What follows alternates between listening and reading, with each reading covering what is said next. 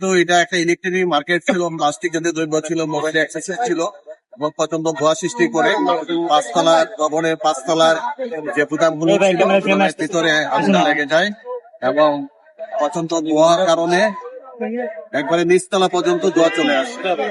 একতলা, দুতলা, তিনতলা, চারতলা পর্যন্ত ধোঁয়া চলে আসে। আমাদের ফায়ার ফাইটাররা অত্যন্ত রিস্ক নিয়ে ফিটিং অ্যাপারেটস করে অত্যন্ত ঝুঁকি নিয়ে এই ধোঁয়ার ভিতরে কাজ করে আপনার যে সুস্থ এবং শাসান মিলে অগ্নি নির্বাপন করে প্রায় 11টা 12 মিনিটের সময় আগুনটা সম্পূর্ণ নিয়ন্ত্রণে আসে।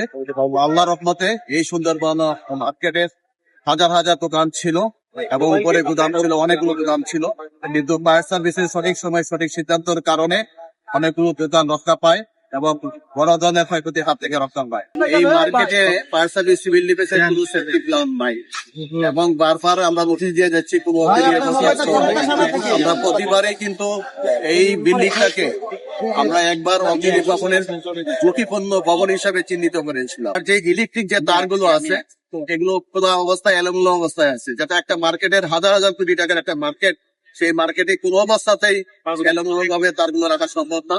এলোমেলো তারের কারণেও কিন্তু আগুনটা একদিক থেকে অন্য দিকে চলে গেছে এবং প্রচন্ড ধোঁয়া সৃষ্টি হয়েছে। আপনারা দেখতে পাচ্ছেন যে প্রচন্ড ধোঁয়ার কারণে কিন্তু আমাদের যার কারণে আগুনটা নিয়ন্ত্রণের একটু সময় অগ্নি নির্বাপনের কোনো ব্যবস্থা ছিল না। একটা ফায়ার এক্সটিংগুইশার ছিল কিন্তু অগ্নি নির্বাপনের সিঁড়ি ছিল, তার অনেকগুলো সিঁড়ি ছিল কিন্তু সামান্য কিছু এক্সটিংগুইশার ছিল, কিন্তু আরো যে অগ্নি নির্বাপন ব্যবস্থাটি থাকা দরকার সেদিকে কোনো ব্যবস্থা ছিল।